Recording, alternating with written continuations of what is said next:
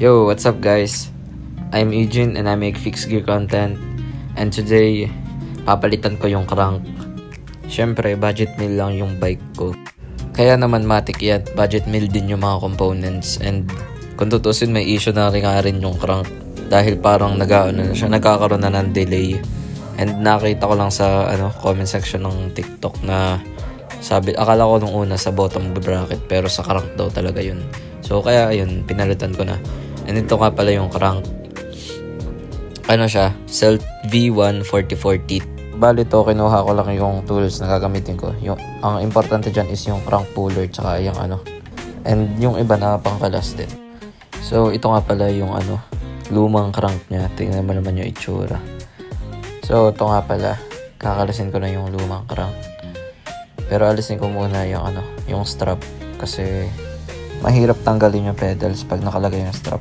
Hindi kasi siya nakapasok dun sa pedals mismo. And kung gusto nyo nga palang malaman kung ano yung strap ko, Bike PH po yan, yung brand.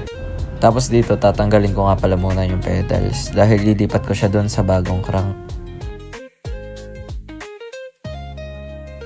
So yun, pagkatapos ko nga tanggalin yung pedals, tatanggalin ko naman yung crank. Tapos gagamitan ko na nito crank puller natin.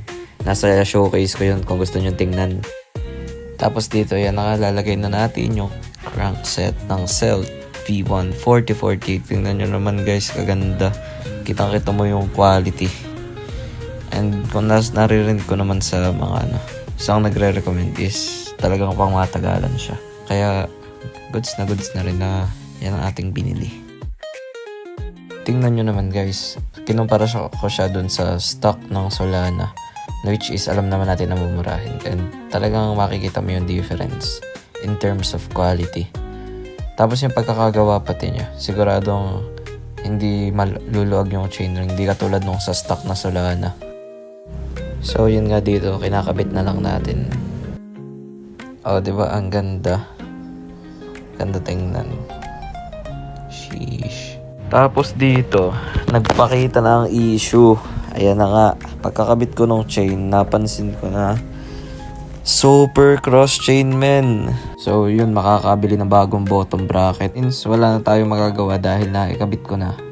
Itutuloy ko na lang. And yun, kinabit ko na yung pedals. Tapos tinensyon ko lang ng sakto yung kadena para goods. Hindi ko pa naman siya gagamitin dahil maulan pa nga dito sa amin. So may imbak muna. Siguro naman pag mainit na uli dito, nandito na yung bottom bracket. So yun, tapos na. Oh, diba? Ganda no? So yun lang. Thanks for watching.